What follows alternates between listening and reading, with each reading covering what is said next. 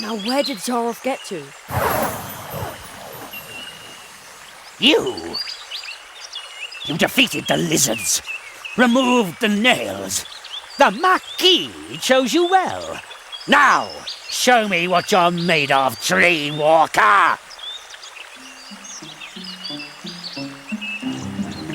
Jerry, defend yourself!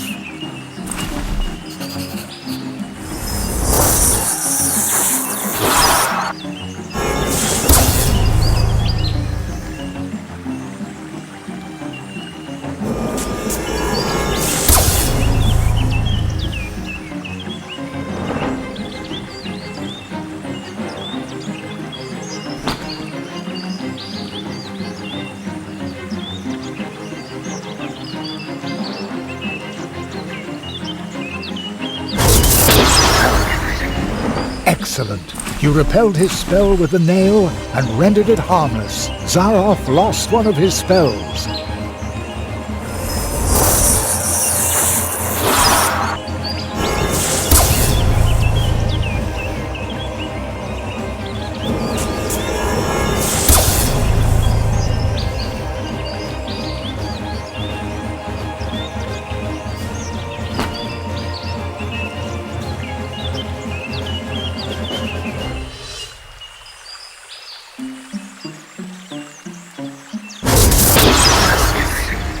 Well done.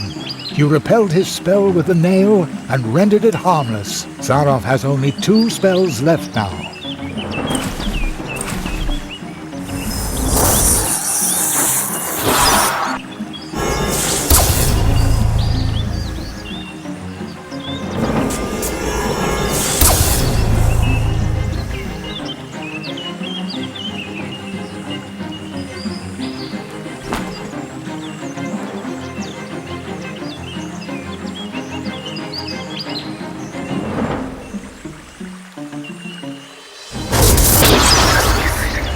Excellent. Now Zaroff has only 1 remaining spell.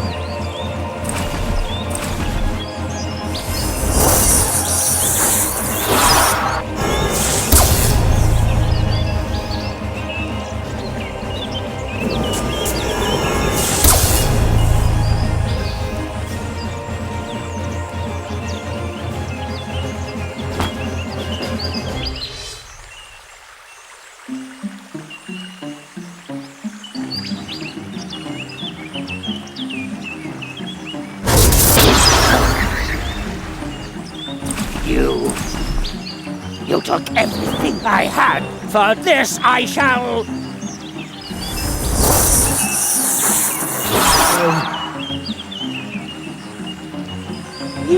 It is you.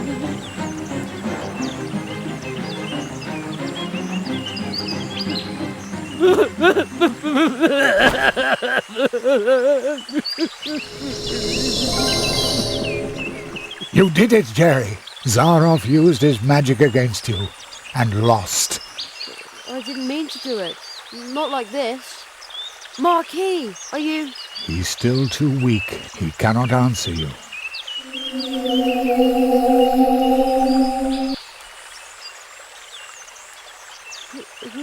Who's the boy? Where did he come from? The tree, it remembers. It remembers the teacher and the apprentice who once visited this place. Zaroff did evil things. That's why he cannot look the child he once was in the eye. But who among us could, after all? Who is he? What does all this mean?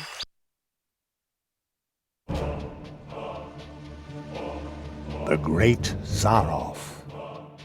One of the greatest illusionists of his time. You may have heard of him. Not many remember him now. In reality, he wasn't just an illusionist. He was one of us, a magician.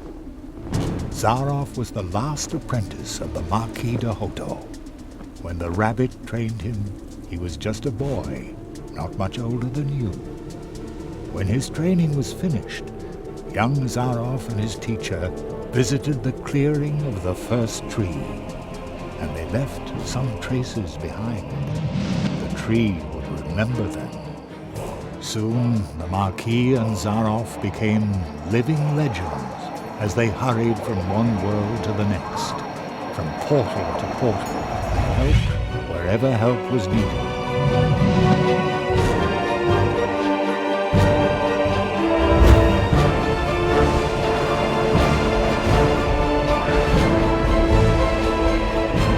They were true tree walkers, but their path led them to a place where darkness ingrained upon their souls. I was there when the mirror of shadows disclosed to them their own potential. They beheld their own brightest virtues and saw the darkest chasms within their souls. And only few can bear that kind of truth. So it was only a matter of time until the dark seed sprouted within them. And when it did, the Marquis was the first to start doubting the ideals of the tree walkers. Then the apprentice started doubting the teacher, and finally the two of them turned on each other in hatred. In his blind wrath, the Marquis banished his apprentice to the world from whence he came. He took away his ability to walk between worlds, so that every portal would remain closed to him.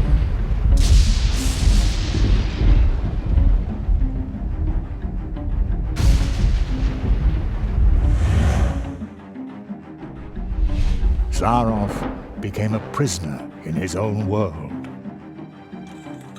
A world that had room for magic only on its stages. Thus he became the great Zaroff, the illusionist. But the appeal of the new tricks he invented to captivate his audience soon wore off, and Zaroff fell for a second time. Marooned, forgotten.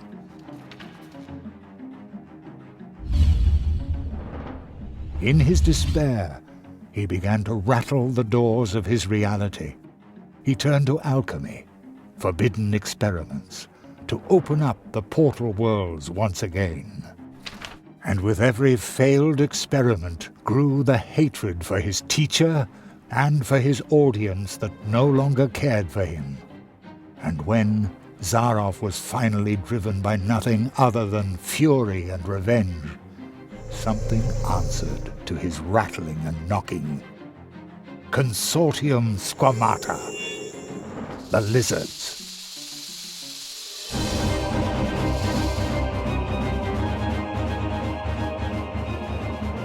With its false promises, the Consortium had already passed through many worlds. Promises that would disturb the balance of nature. Zaroff was approached by 4 members of the Consortium. They offered the magician a deal. The lizards had surreptitiously obtained the ability to walk between worlds, but they didn't know the way to the most secret of places. Zaroff, on the other hand, had memorized the paths of the tree walkers, the portals, the path to the clearing of the first tree. Thus he led the lizards through the portals, betraying the tree walker he had once been with every step of the way. In exchange, they gave him the power to cast a curse on one of the first trees. The lizards gave Zaroff 4 nails.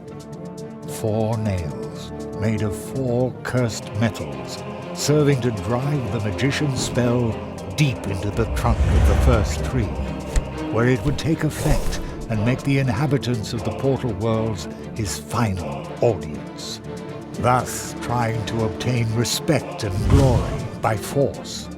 Zaroff's final great triumph.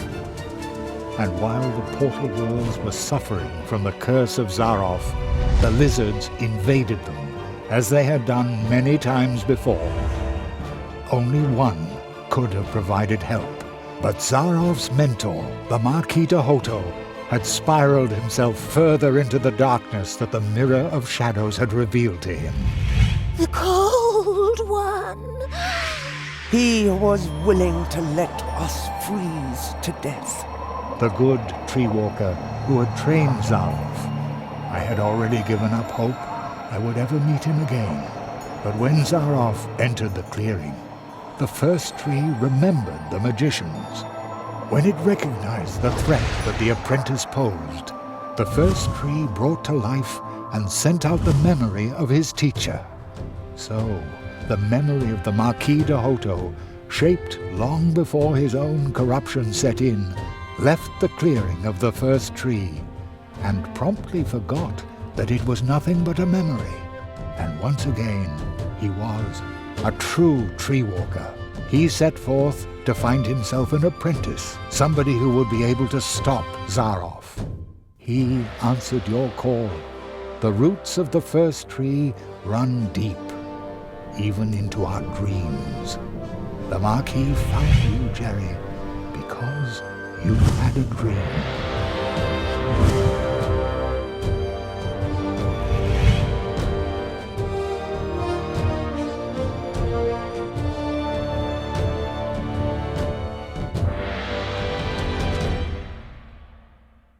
What will happen to Zaroff now?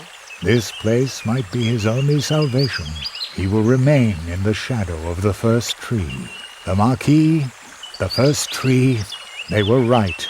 You went beyond yourself. That's how you finally got to this place and faced down Zaroff. The Marquis made you a true tree walker, but you were forced to pay a high price. When the Marquis went from idea to reality by entering your world, something else had to go. Your father. As though through a revolving door, the Marquis came to life, and your father was lost in the rift between worlds and forgotten. But do not worry. You saved us all, and very soon we will return the favor.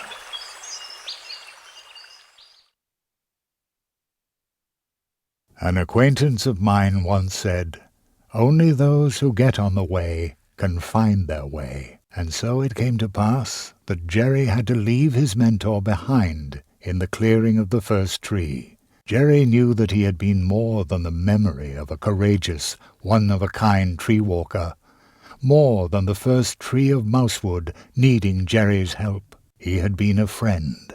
Then, for the last time, the Marquis slowly turned and lifted his hand as if to wave goodbye. I will never forget you, said Jeremiah Hazelnut. And I will never forget you, came the reply from the shadows at the foot of the tree. And the boy knew the Marquis, the tree, he would remember him. When Jerry returned to Mousewood, lost in thought, there was music in the streets, because for the first time in a long while an apprentice had come to Mousewood to study the art of arts. And for the first time in a long while, the Treetop Festival, the celebration of friendship and courage, was held in honor of an apprentice who had finished his training, in honor of the tree walker, Jeremiah Hazelnut, the rabbit's apprentice.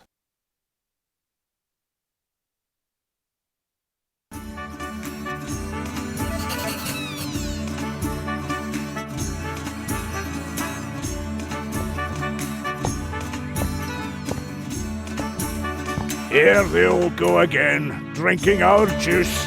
Typical. Bah! They have good taste. Whatever would they do without us wood dwarves, eh? Here's our tree walker now. I hope I can interview you soon. Then you can let us in on how you tamed the lizards, chased off the crows, and defeated the evil magician. Okay, but... No false modesty, please. You've got a good face for the radio. Hey, youngster, remember, just because your apprenticeship is finished, that doesn't mean you're a master now. You whippersnapper. Age and experience form the stainless foundation there is. Don't you forget that. And now let's celebrate. Here's to you. Isn't it amazing how my friend can dance? I wish I could dance like that, but I look snazzier. Dance at last! Oh, yes! Oh, hey! Have you seen my son by any chance? He wrote me a letter saying he wants to retire to Coconut Palm Islands. Would you believe it? Just as I said. He's a born comedian. I bet he's sitting behind some mushroom, thinking up new material for our show. Hey, is it true that you saw the fox? Yes, and I befriended it. How cool is that? Much cooler than my stupid violin. Hope you like the cupcakes too. Nah, I don't really go for sweet things. They're not good for the teeth either. Young carrots, on the other hand. Ooh, I could gorge on those all day. Somehow, not surprised. Then why don't you order a carrot cake from Anya next time around? Is that supposed to be funny?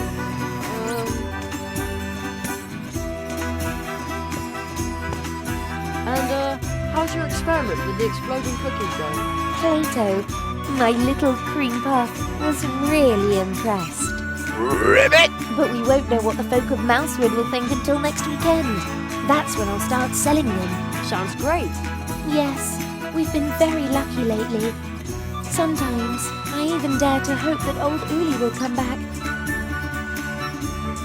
Jerry, I heard you're about to leave us. I hope you'll visit us again soon. Sure, I live just around the corner. Well, so to speak. Really? How far's that on a bike? Just a portal away. Oh, well then you'll have to show us your home soon.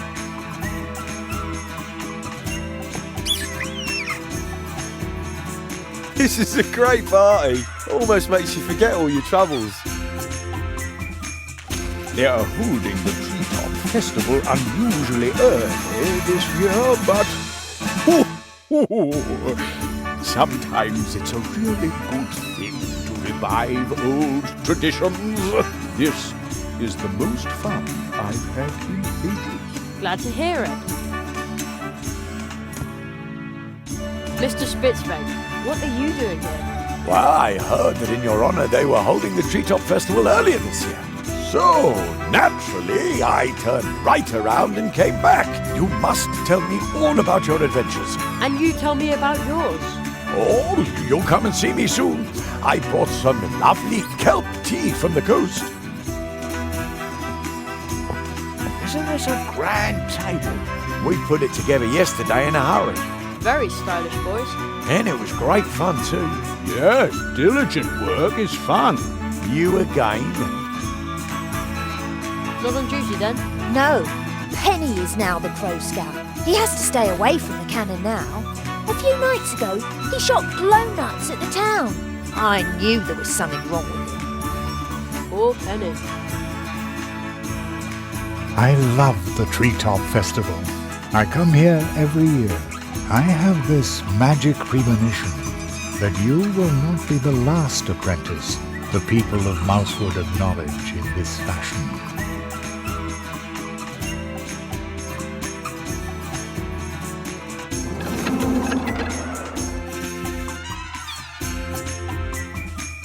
Greetings, Jeremiah. The portals have recovered. You can go home now, Jerry. Are you ready? Yes, I'm ready. And I'm going to come with you.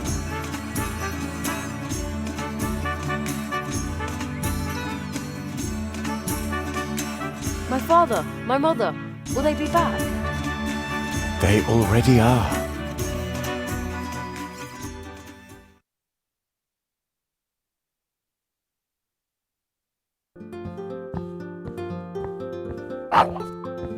Cherry, we've been waiting for you for an hour. I've had to stop your dad from eating the entire blackberry pie himself.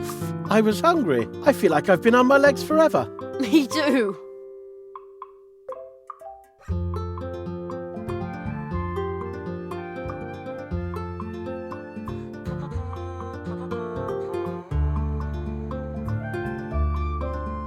And that's all Jeremiah could say. The fox girl still claims that he cried. That's so not true. Thus Jeremiah Hazelnut returned home, and thus ends our story.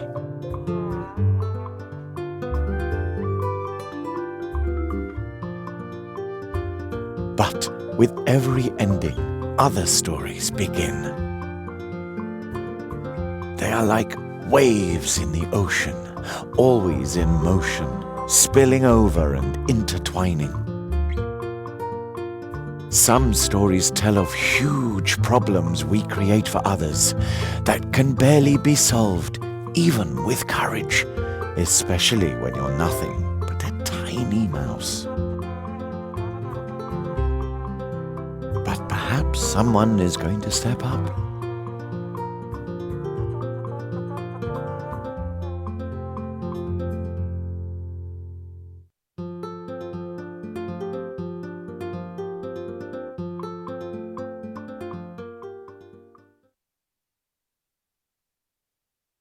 And then there are scary tales as well. Secret, forbidden ones that you can only tell behind closed doors.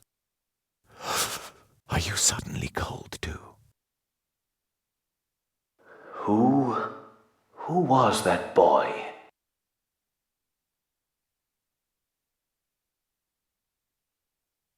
My friend's apprentice. Thank you for helping him. He broke Zaroff's curse. I underestimated Zaroff, and that boy too. Will you finally free me from this prison, so that I may once again protect the portal worlds? This kind of thing must never happen again.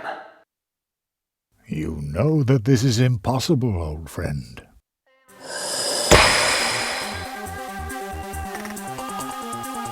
Nothing is impossible.